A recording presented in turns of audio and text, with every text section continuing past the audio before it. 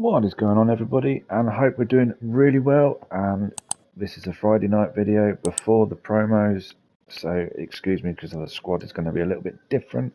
However, we are still doing our challenges because I've just had a crazy busy week. So yeah, we've got some challenges we're trying to complete. So that is why the squad looks the way it does. It's why I have Puskas on the bench and players like that I'm not using at the minute, and obviously Martinez as well. Hoping he gets a upgrade. Hoping he's had his upgrade by the time this video goes out. Anyway, we're here for the 4-2-2 video, and it is really, really good. I can't lie. It's such a good formation. It is a meta killer. And when I say a meta killer, I mean it kills the 4-4-2, it kills the 4-3-2-1. It is such a good, well-balanced, versatile formation. And what I mean by versatile is some of the goals that you're going to see in the gameplay clips I am so proud of. Honestly, I can't stress enough how satisfying some of these goals were. But we'll get to that in a minute. So anyway, this is what we're looking at with the setup. We've gone balance 50-90. Now, you can go anywhere between 70 and 100. It doesn't really matter. That is what most people are playing at the minute, anywhere between 70 and 100. I'm hovering around the 70 mark. It does give you the auto offside trap. It also gives you the step-up aggression as well. It can leave you vulnerable at times if you do go beyond the 71. But I think most of us now have those speedy players to get back, so it's not too much of a problem. The higher you go, you can go to 100, and it's good for old gen as well as new gen. So anywhere between 71 and 100 is really good. I just prefer 90. Balanced on the build-up. Direct passing is given 45 on the whip, 7 in the box, 3 in the box at corners, and 1 at free kicks. Again, free kicks don't really score. I don't really float them in the box. I'm normally directly hitting them at the goal. So that's it for the tactics on this particular one. Now obviously the setup is slightly different in the instructions, but like I say, it's definitely worth staying around and looking at the gameplay clips, because like I say, you can play some really beautiful football. And I use the word beautiful. It's not often you find a formation that you can actually turn around and say, wow, that was an amazing goal. That was an insane goal. Not these thunderbolt rocket goals that we score from outside the box or anything like that, or those amazing Trivello finishes. I'm talking purely about the build up to those goals, and that is what I mean. I scored some beautiful goals in Rivals as well as FUT Champs. So you're going to see both. You're also going to see 2 separate teams as well. I did the team of the tournament and the Copper Path to Glory players. I did them to begin with, then I moved on to the squad you've just seen. So there's different players, but essentially it's the 4-2-2 all the way through. So yeah, stay tuned for the gameplay, and then obviously, as always, guys, hit that like button if you like what you see. Subscribe if you haven't already; it would mean a lot to me. My account is currently being reviewed, which is amazing. You guys have made that happen, so I can't thank you all enough. And I'll do the instructions at the end. We're going to dive straight into some Rivals, and we're not in Elite yet because obviously it's a brand new season. So we are in Division 1. We're very close to getting to Elite. I've just had a really busy week, so I haven't had that many opportunities to jump online, to be honest. But you can see straight here, we're in the 4-2-2. We're straight into it, and it is such a nice formation. And also, it is so good to use different players. I love the fact that I can jump into different players, and the Copper players I hadn't really used that much. I come up against them a lot, hadn't really used them until now. Obviously I used people like Nunes and Diaz and stuff, but yeah, to use some of the defenders and that was pretty good. So yeah, quietly impressed with some of them. Got a few team of the tournament Copper players as well, so that's pretty good. Haven't packed that many Euro players yet, but here, for example, that centre back there, Lucchini, what a good centre back he is, and he's cheap as chips as well. So, and he's super quick. Rafinha is a great card also. But what you will notice is the pressure, because we're using 90 depth. It's a natural press, and you can see how high up the pitch we are, and we can cut the ball out in midfield because we do have the 2 DMs and the 2 cams. They are your midfield players, and yeah, you can make some really nice goals with this setup. And the way this is as well, and a lot of the gameplay clips you're going to see, but we're conceding goals. We can't stop conceding goals. I have tried for a long time to see if I can consistently get a formation to shut out my opposition. And unfortunately, it's almost impossible to get it consistently. You know, you will get maybe 1 or 2 games where you don't concede, but do it consistently over 6, 7, 8, 9 games is really hard. And what I've done now is I've put transitions in between each different game that I'm playing, so you know that it's a different game that we've started. And again here, what a goal that is! That's what I mean about beautiful goals. The runners you get, the late runners you get with this formation, you know. And I did celebrate some of these goals because they're just so nice. They're so satisfying to watch. And again, if you've been watching my channel now, you will know that I love the build-up play. The build-up play for me is the be-all and end-all.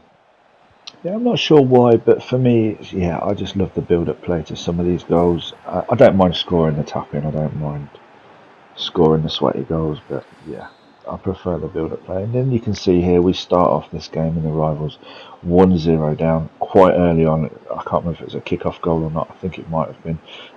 But yeah, we start off 1-0 down, and I've said it so many times. I come up against so many people that I score 2-3 goals against and they quit. And I want you guys to kind of persevere with going 2 goals down, 3 goals down, because these formations, honestly, you know, you can come back.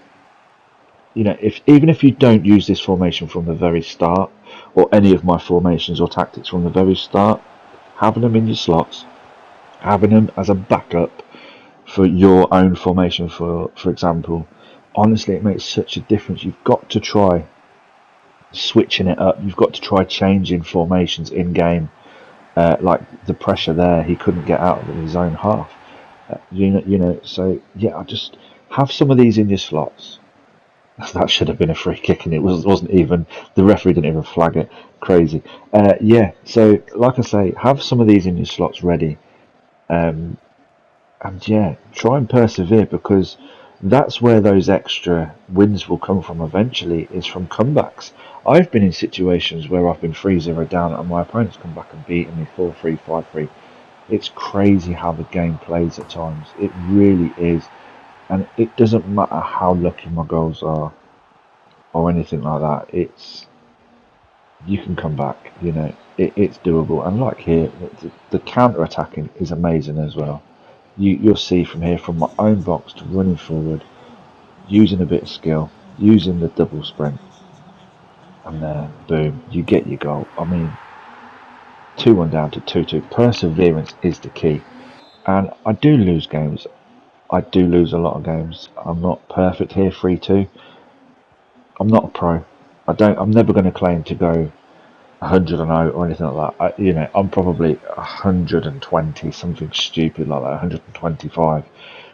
Because I do lose games. I do get frustrated with this game as well. I can't deny that. I do get frustrated. I do get pissed off. It is what it is. This game is designed to, I think, to frustrate us. And if we can get the extra win, if we can get the extra few goals that we need, if we can make these formations work for us, then it's worth it. And if it gets you the extra rewards that you need, then that's even better. And you can see here, we were losing this whole game. We're putting pressure on now. We're not changing anything. We're still using the 3-2-2, but it's causing him to be pushed back. And again here, this front post corner is your bread and butter. If you have a Nunes, if you have a Weghorst, if you have a Ronaldo in your squad, you have to hit that front post, because this happens 9 out of 10 times. Especially late on in games, you can get that extra goal. And then we'll move on to the foot jumps.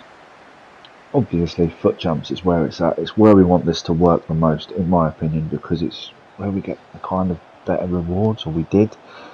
And it works so well in foot jumps as well. And you can see here, we've got the passing going. We're pressuring right from the very start. The players are high up the pitch because they're using that 90 press, or that 90 depth, should I say. And you can see here, we get the press right. And he can't play through our midfield. It's almost impossible to play through this midfield. You have to go wide. And if your opponent doesn't pick that up quick enough, Nice bit of skill in the box, we get a goal, and again there, that nice little scoop turn, we get the first goal, and from there, you know yourself, guys, in the FUT Champs, getting that first goal is so crucial to getting that second goal, and then getting that third, and then, you know, hoping we hope our opponents quits, and you can see here, we go 2-0 or 2-1 up quite quickly, and again, Capdevila, this card, I think this is the best left back in the game in my opinion. I haven't used Cucurella yet, and I have his 95. I've got all versions of Roberto Carlos, but I think I keep going back to Capdevila. Oh, see, what a goal that is. That is what I'm talking about. Beautiful football right there.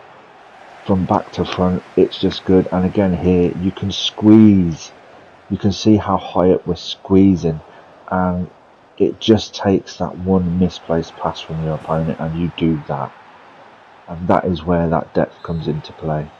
And again here, I want to show you the counter attacking. I want to show you how quickly you break. We get a little bit of luck with the tackle. It flies out to our striker. We get it out to our Garnacho here, who's playing out as our wide cam. A little bit of skill to send his defence running. You can see he's got every man back.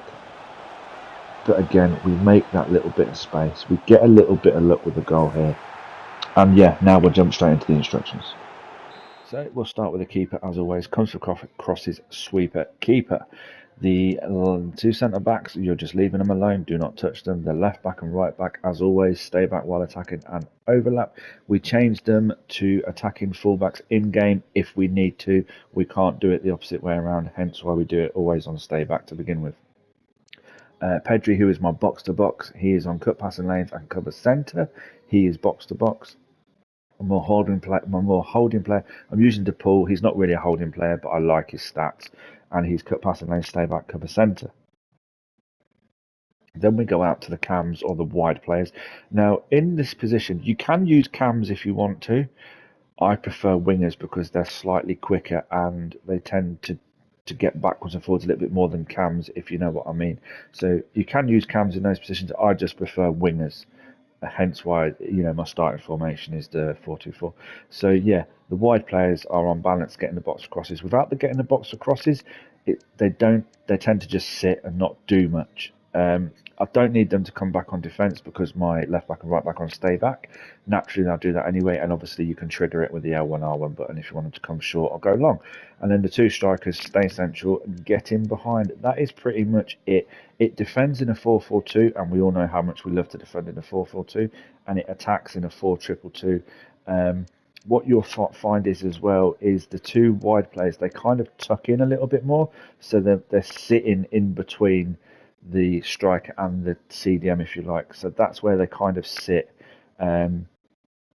naturally. So when you're in game, you might find that these guys actually come infield more than they are outfield, but that is because we're using wide cams, not wingers. So just bear that in mind. And that is pretty much it, guys. Now this is a meta killer formation. It works against the meta, the 4-3-2-1, the 4-4-2s. I've said this at the beginning. If you watch the start of this video, and as I said, if you've just skipped to the end, I highly recommend looking at the goals that we scored, because honestly, there were some really nice goals in there. And it just goes to show what this type of formation is capable of. So just bear that in mind. And that is about it. Hit that like button if you like what you see. Subscribe if you haven't already. And again, I appreciate everybody's supports, all the comments, positive and negative.